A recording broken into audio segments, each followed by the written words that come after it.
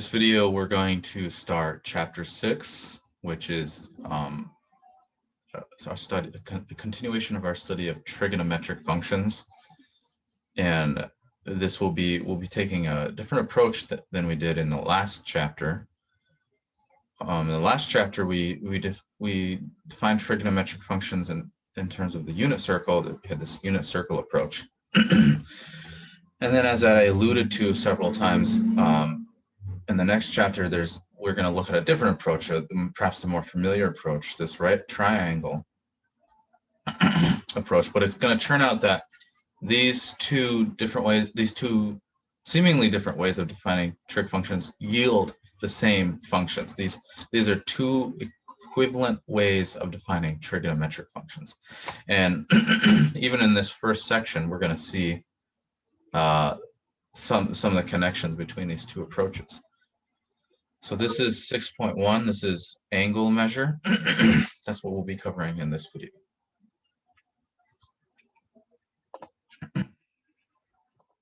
Share my screen.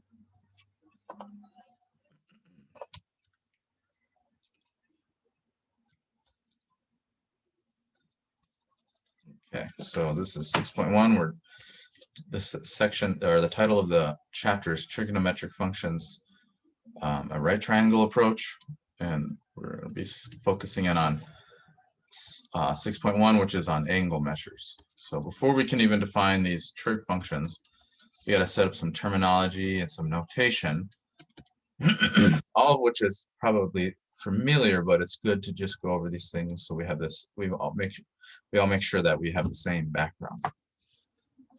So the setup is we want to talk about angles. So first of all, we got to define our terms. So let's draw a picture first, and then define our terms. So let's draw a typical angle. So we're going to use our geometric intuition to somehow inform our definitions. We want to use our geometric intuition to make our definitions. So we have an angle, and an angle is roughly something like this. It's something like this picture right here. Maybe we call it theta. So the setup is you have some vertex, we'll call it O, something like maybe an origin or something you might call it. Then we have these two rays emanating from O, and we can take a point on each ray. Say that this is A, this is B. These are just points on the rays, and we'll give some names to these rays. This ray will be R1, this ray will be R2. And so an angle, AOB is one way of denoting it. I think some people use this notation.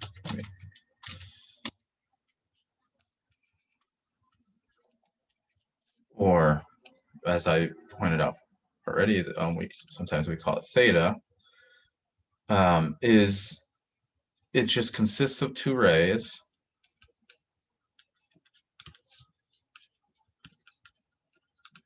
R1 and R2 with a common vertex. Vertex O. That's basically just the definition, which is maybe not the one, it's not the usual way of thinking about angle. But from this picture and this definition, we can get that usual way of thinking about angle. The idea is that R1, this ray is our initial side, we call.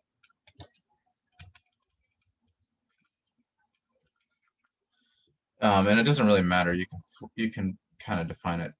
You can flip it, but it's just good to stick with one convention. And we have, this is the terminal side. So this is the initial side, R1, the ray R1 is the initial side of the angle, and R2 is the terminal side of the angle.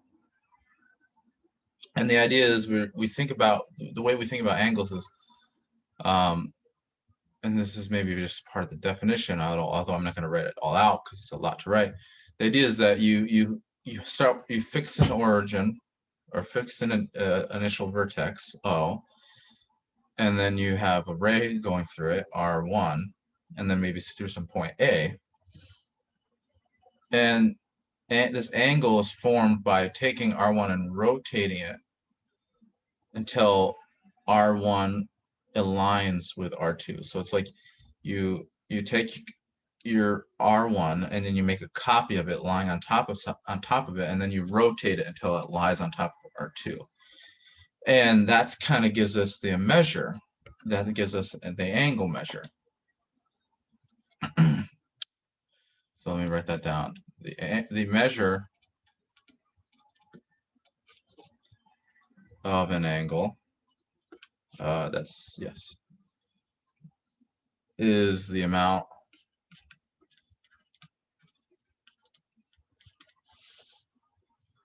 of rotation about the amount of rotation about the vertex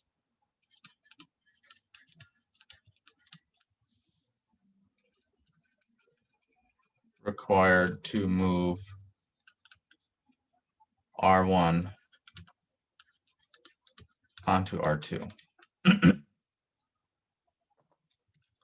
So there's a couple ways of measuring.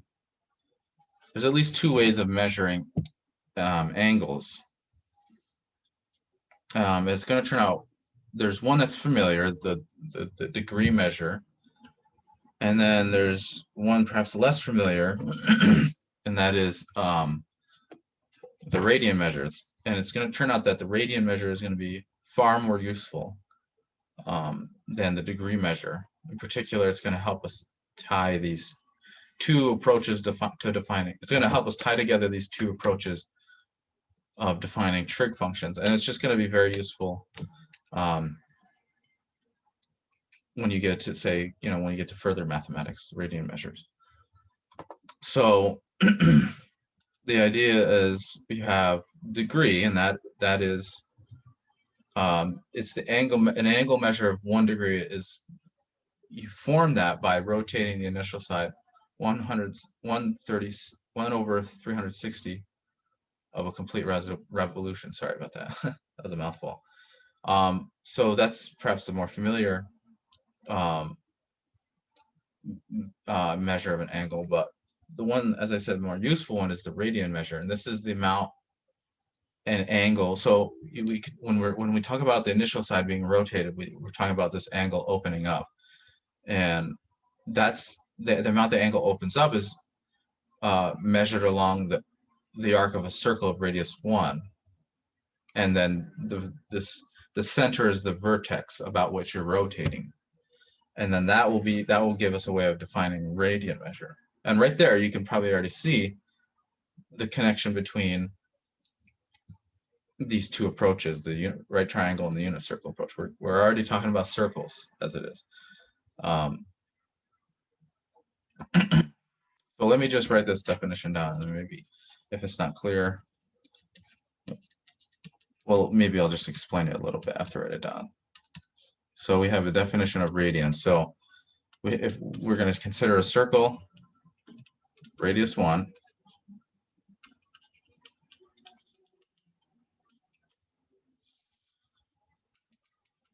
so if circle radius 1 is drawn with the vertex, so if a circle radius 1 is drawn with the vertex of an angle,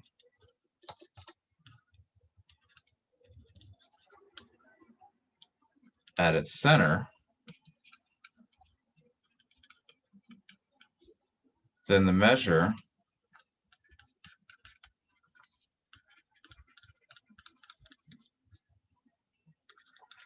of this angle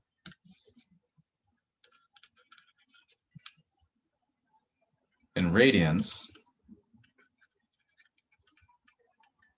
This is kind of what we're defining right now, radians. And we abbreviate it as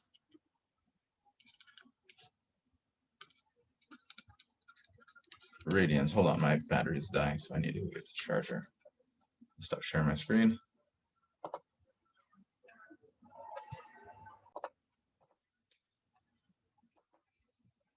Okay, so yeah, let me just start with this definition again. Sorry about that, I had to get my charger. So if a circle of radius 1 is drawn with the vertex of an angle at its center, then the measure of this angle in radians is the length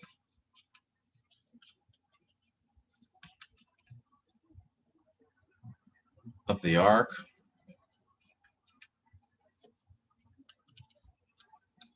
subtended or traced out by the angle.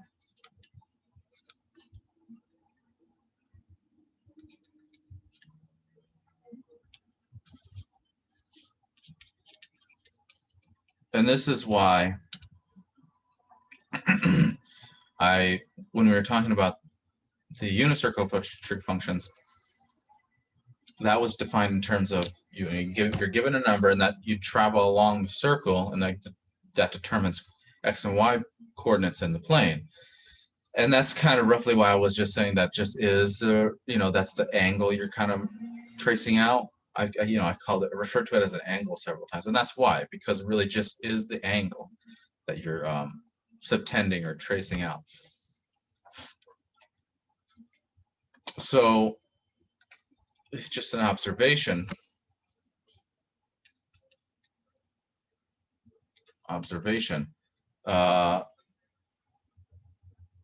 A unit circle has circumference of 2 pi, right? Remember? Sorry. So the circumference is 2 pi r, so r is 1. So the circumference is just 2 pi. So that implies that 2 pi, a complete revolution,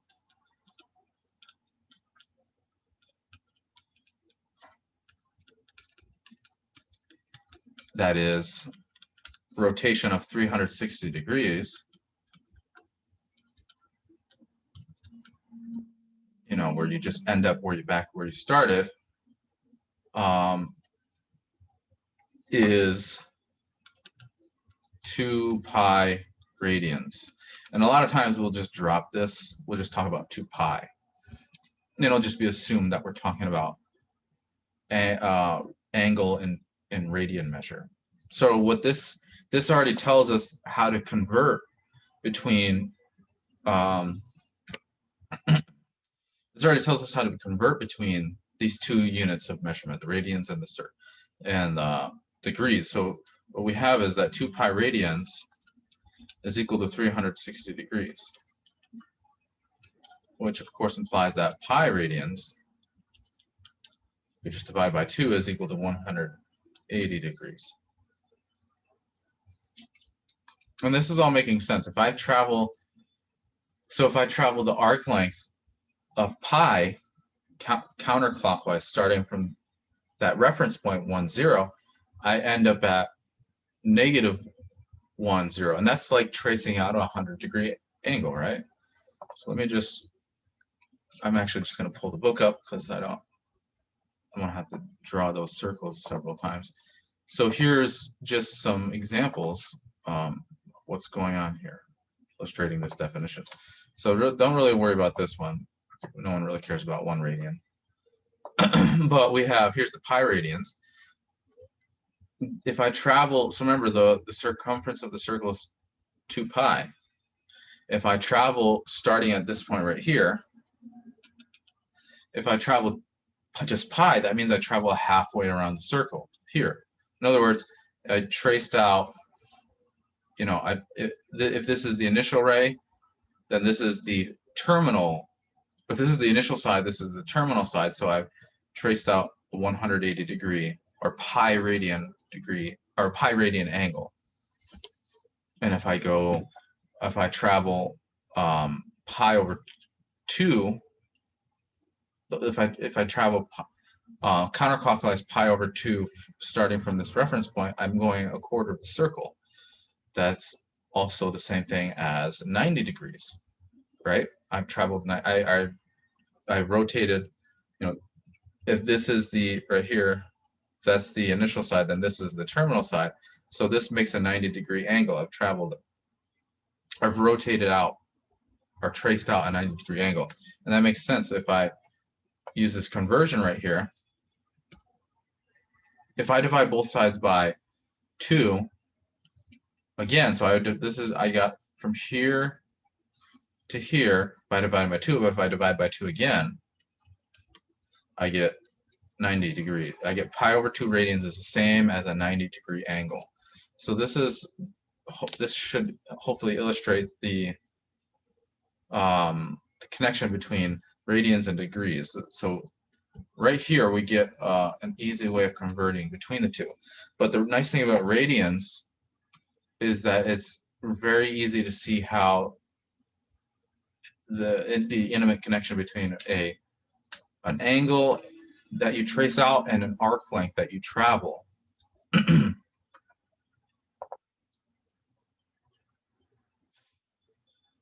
So let me just summarize sort of what I've been saying. This is the relationship or the conversion between radians, degrees and radians.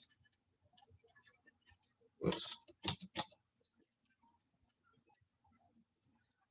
Degrees and radians.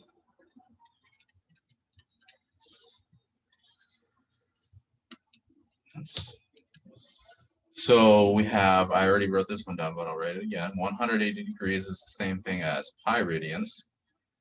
We have 1 radian is the same thing as 180 divided by pi degrees.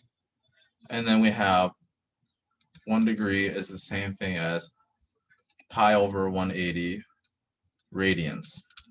And all of these like, there's a lot of different relationships you can construct or build between radians and degrees, but these are like some really important ones. But you can all deduce them from this one right here. They all follow from this. And this follows from that observation that I made, that a unit circle has circumference 2 pi. So if you rotate out, if you if you start at some point and then you travel 2 pi, an arc length of 2 pi, you'll end up at the same point.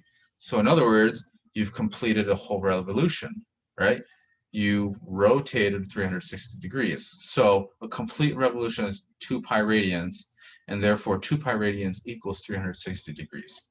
And that just follows from the definition, because the definition of a radian is you basically define it in terms of the unit circle. Like what you do is you I don't block myself off, but you start with a vertex, and by definition an angle is something like these 2 rays, and then you just take the unit circle,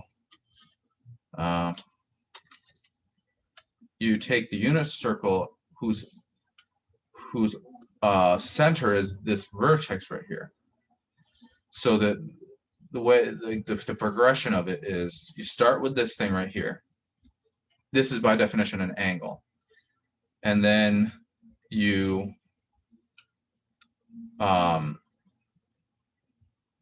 just draw a unit circle at whose center is this vertex. And notice this angle, and this is the key right here. The key is that it doesn't matter, really doesn't matter what circle, the radius of the circle you choose. It's just convenient to work with a circle with radius 1. And that's because if you take the vertex, I mean the angle, yes, it's defined in terms of these rays, and then you choose points on these rays, and that's how you like label the angle, but the choice of points on the rays doesn't matter, right? This is still, you still have to rotate a certain amount to get this ray R1 onto R2. It doesn't, the choice of points doesn't matter. You still have to, whether I choose these 2 points or if I go further up and choose these 2 points, these are just ways of specifying the angle or labeling the angle. So the angle is in a sense independent of those points I choose on the rays to identify it. But really what matters is how much do I have to rotate R1 to get to so that it coincides with R2, and that's the same independent of what points you choose. And so that's why we can really just use the unit circle, because really what we need to know is, okay, I have these 2 rays, where do they intersect? Where does the circle intersect these rays? And then this right here, this arc length right here, that's going to be my angle. That's by definition the angle. So this is the connection between, hopefully this really illustrates the connection between the usual notion of angle, which is how much do I have to rotate R1 to get onto R2, and arc length. They're just one and the same. And that's what this definition right here is trying to really stress. It's really trying to like encapsulate that idea. And then this observation allows us to convert between radians and degrees. So I didn't finish this table, I'm sorry about that, but I just wanted to point that out. So let me finish this table. So we have these 3 equations, and they're going to help us convert. And then we have these rules to convert. So to convert degrees to radians, you simply multiply by pi over 180.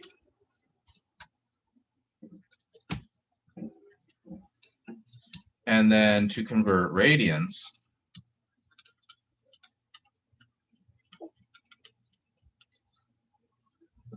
you simply multiply by the reciprocal, by 180 over pi.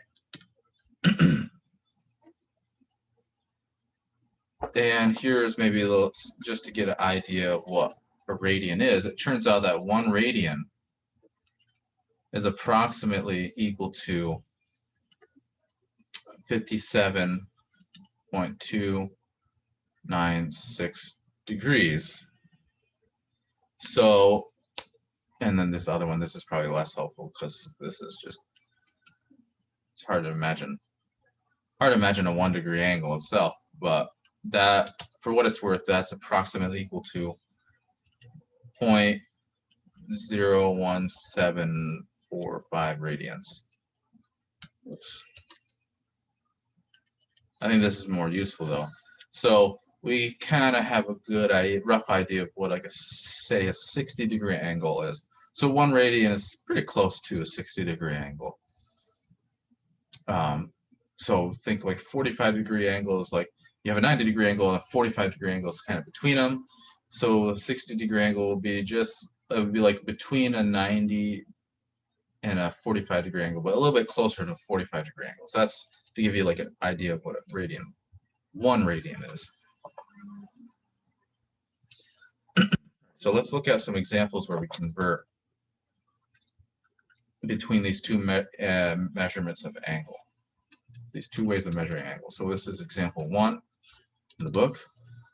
So the problem is to express 60 degrees in radians, and we actually kind of know what that's going to be. It's almost going to be this right here. It's going to almost be 1 radian, right? But it's going to turn out that's actually a more familiar number, the number that we've been dealing with a lot, which is almost approximately 1. So to do that, we need to take 60. Now, according to the rule, I need to multiply by pi over 80, right?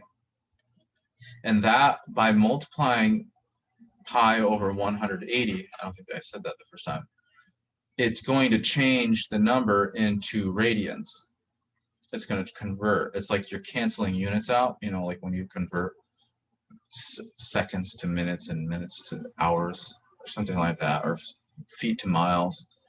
You've multiplied by a certain number that represents 1 in a clever way. Because what is pi over 180? Well, it's 1. It's 1 degree. So I'm multiplying by 1. But when I do that, I can cancel the units out to get the right units in the same way that you, as I said, you do when you multiply, when you convert seconds to minutes, minutes to hour, feet to miles. So when you simplify this, the 60 and the 180, they have common factors, so they cancel. You're going to get pi over 3 radians. And that's a number we're pretty familiar with. Remember, if you're thinking a unit term circle approach, that corresponds to the point, if I'm not mistaken, let's see, it's going to be 1/2 through root 3 over 2, I think. Let me just check because I don't want to mess you guys up.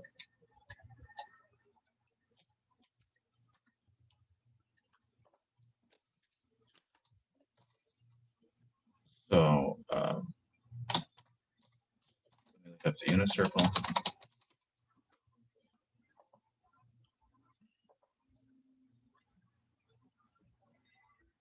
Yeah, pi over 3 corresponds to, so if you start at the initial point, that initial point or the reference point, 1, 0, and you travel an arc length counterclockwise of pi over 3, you're going to get to the point 1/2 through pi over 2.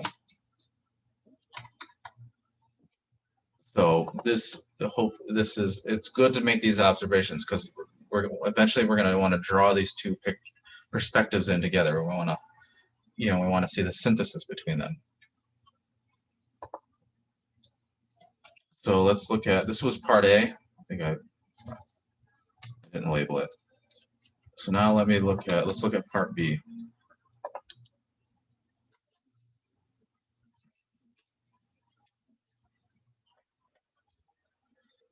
So in the first one, we started with a degree measurement, and we wanted to convert to radians. Now we're going to start with an angle in radian measures, and we want to convert that to degrees. Oops. So to do that, we follow a similar procedure. So we have pi over 6. Again, this is a familiar angle. Remember, our arc length, if harkening back to the first perspective of trig functions, we know that this corresponds to root 3 to 1/2.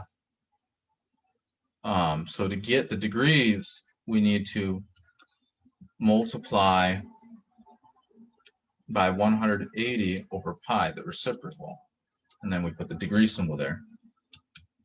And then if we do this, we can cancel, so the pi's cancel, and then the 6 into the 180 is going to give you 30.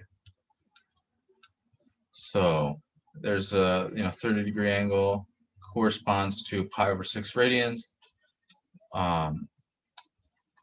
and 60-degree angle corresponds to pi over 3 radians. So these are some very familiar numbers.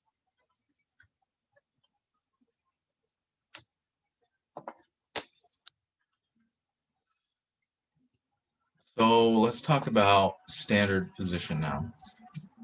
I want to talk about angles in standard position.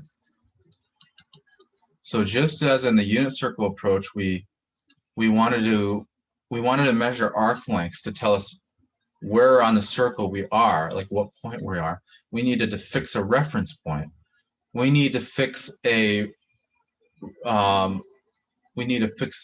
do a similar thing. We need to fix a reference side. So we need some way of measuring angles. It all has to be done relative to some other ray. So we're going to fix a ray and say this is our reference ray, for lack of a better word. So this is angles in standard position.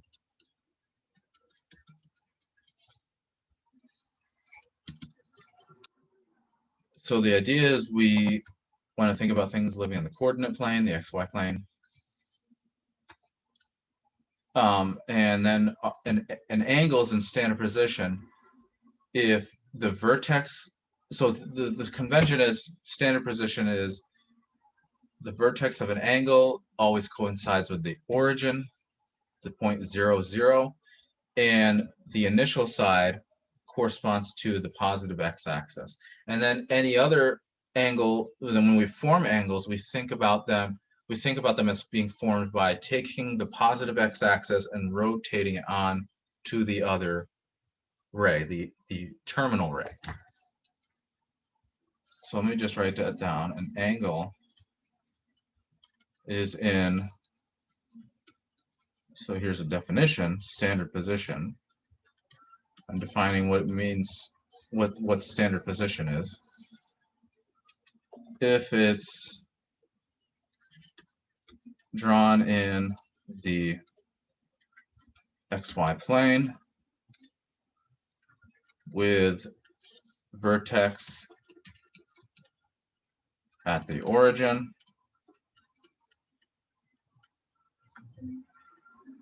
and its initial side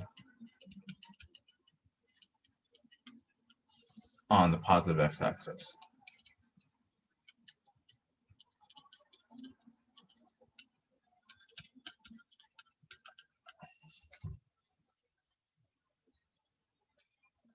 So rather than draw these pictures, I'm just going to show you the book. So we have right here, that's the positive x-axis. This is our initial side. And then this is the terminal side. And we're thinking about this initial side as being rotated until it coincides with that. And then that will give you the angle. Or you alternatively, like you can just take an angle and draw coordinate, the x and y axes on it.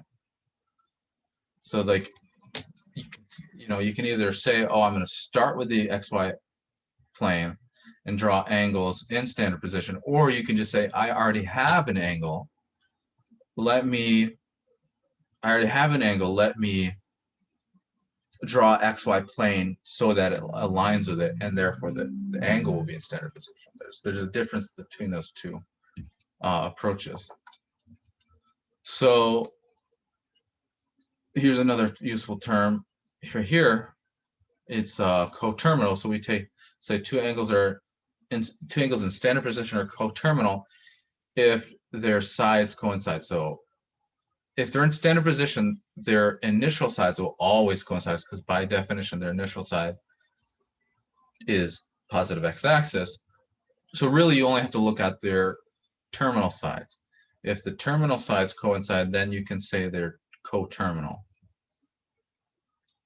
So as it says here, A and C are coterminal. But notice this right here indicates that we've rotated more.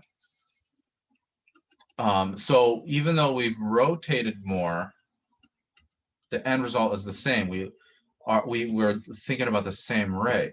And that should be familiar. Remember when we looked at circles and we were looking at arc lengths and traveling around, because the circle is closed, it's one-dimensional and closed. It's like you take an interval and then you glue the endpoints together. You can travel a far distance, but you might end up, different arc lengths. Like if we're just thinking about traveling counterclockwise, so a positive arc length, different arc lengths can land you at the same point. And it's the same thing right here. Different angles, one might be larger than the other, can still, when you rotate the positive x-axis through those different angles, the x-axis can land on the same ray. So we're going to look at that, how to do that. It's pretty easy. So this is example 2. We want to find angles that are coterminal with 30 degree in standard position. So you take the x-axis, you rotate a 30-degree angle, and then it determines a terminal ray or terminal side, and that whole thing forms an angle.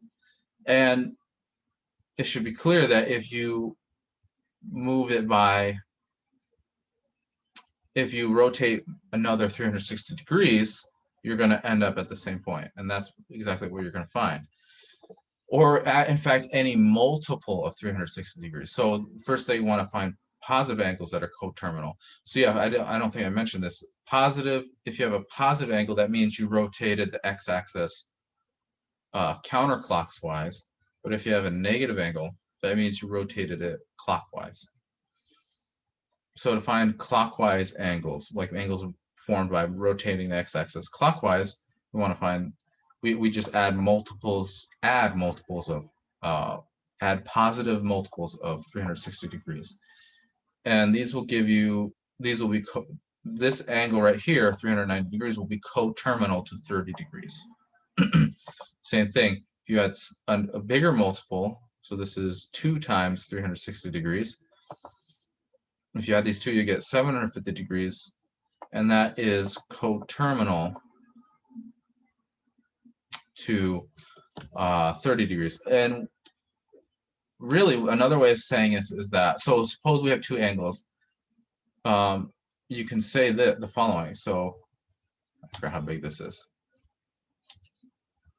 Okay, so as you could say that theta 1, actually I'm just going to pull up one note. So you can talk about, so this is, we're talking about coterminal angles. So theta 1 and theta 2, so you've rotated the x-axis, positive x-axis, and then go theta 1 and theta sub 2. You can say they're coterminal.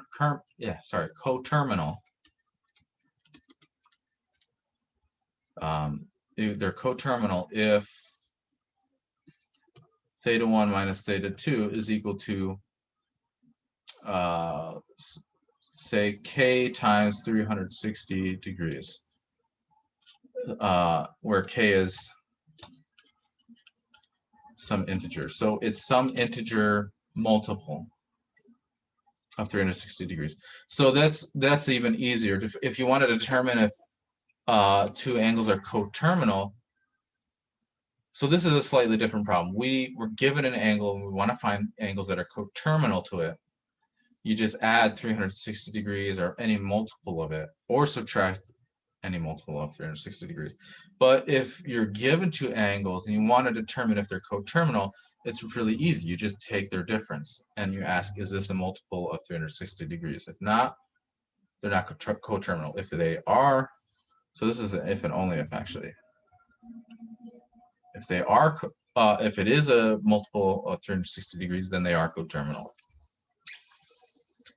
So let's finish this example now. So this is finding positive coterminal angles, and finding negative coterminal angles, you just subtract off multiples of 360 degrees, just as they've done here. And they've shown you that these are in fact, you kind of have to take their word for it, but they're showing you that these are in fact all coterminal to this angle 30 degrees. For part B, we know that 360 degrees is a complete revolution, and we've determined also that by definition, basically, 2 pi radians is a complete revolution. So if you rotate the positive x-axis some angle in radians, and then if you rotate it another 2 pi radians, you're going to end up at the same place. The ray is going to end up at the same place. So to get coterminal angles that are coterminal to pi over 3, we just need to add multiples of 2 pi, just as they've done here. So you just add pi over 3 plus 2 pi gives you 7 pi over 3. Pi over 3 plus 4 pi, another multiple, so it's 2 times pi, gives you 13 pi over 3. And these, and to get negative angles, you just subtract off multiples of pi.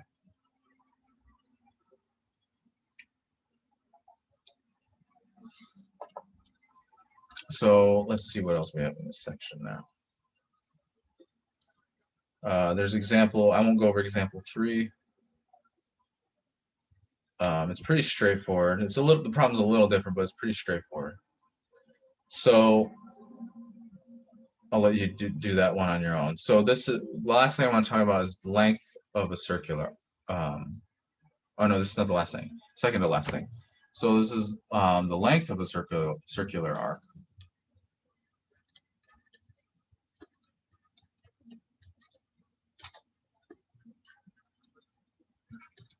And we should already anticipate what this is going to look like. The length of a circular arc is going to somehow be defined in terms of the angle, because in radians. So the idea is if you have a angle and whose radian measured as pi, then you'll rotate out some length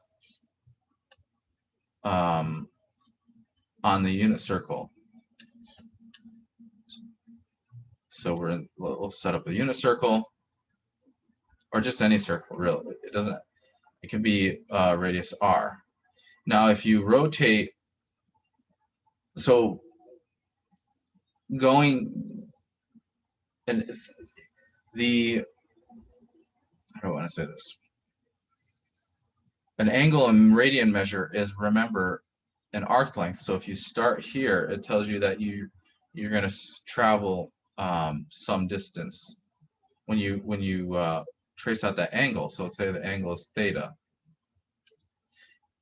and if you look at this that you're going to basically when you're given an angle, it amounts to taking this arc this ray right here, and then rotating it till you reach the other ray. So this is like the initial ray, this is the terminal ray. But in doing so, you're gonna subtend some arc. So that arc is going to be some fraction of the circumference of the circle. In fact, it's going to be pi over 2 pi, or it's going to be theta over 2 pi. That's the fraction. So if you traveled if you went all the way around, theta would be 2 pi. So that means you subtended the whole circumference, right? That was the whole arc. So the idea then is that S is going to be the fraction of the circle you rotated through, I guess, times its circumference.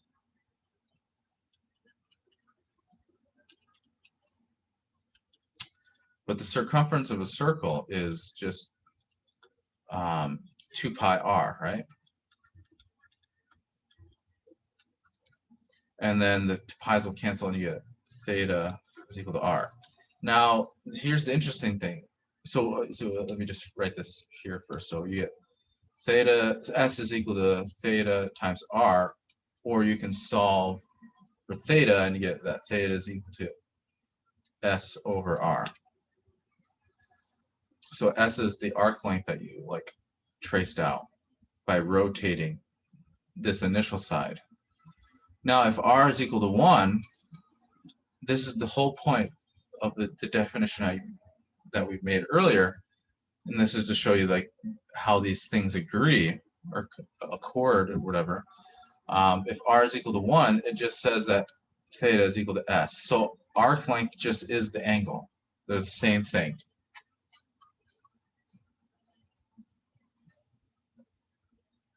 And then the last thing we want to do, there's a couple examples. They're pretty simple, so I won't go through them. But I just want to introduce this. I don't know how much we'll be using it, but it's good to know, especially when you get into calculus and you have to do integrals. So the area of a circular sector. So we have the arc length. Now we want to look at the area. So if I start with a circle, again, it doesn't have to be a unit circle necessarily. And I take its origin and our center, sorry. and I'll take that to be the vertex of the angle. If I rotate out, so suppose I take this side and I rotate it to like here.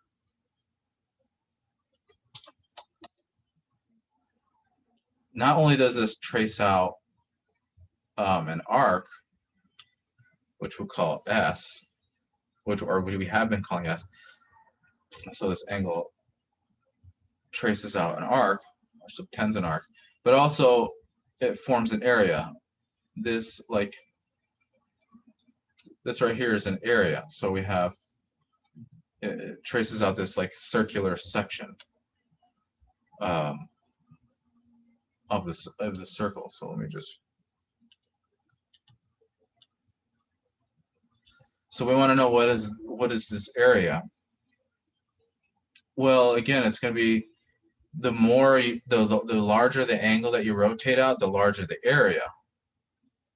So we have this, so it depends on the fraction that you rotate.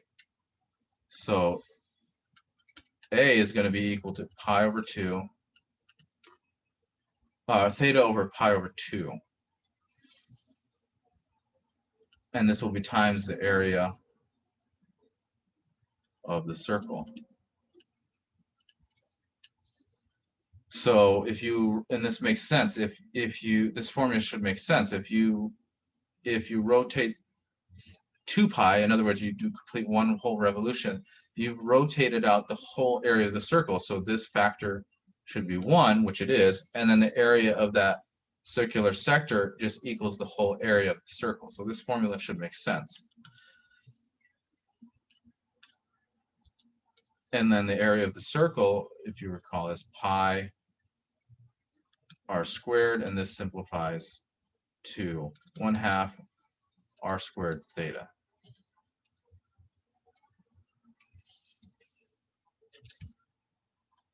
So there's a subsection on circular motion, but I don't really care about that a whole lot. You can look at it if you're interested. But this is enough for today. So hopefully you understand what an angle is. Like, we've given it a somewhat rigorous definition, not terribly rigorous, but somewhat rigorous. And then, but hopefully more importantly, you understand what radian is and its connection to degrees, and also its connection to arcs of a circle and circular areas of circular sectors. So just call this a day now.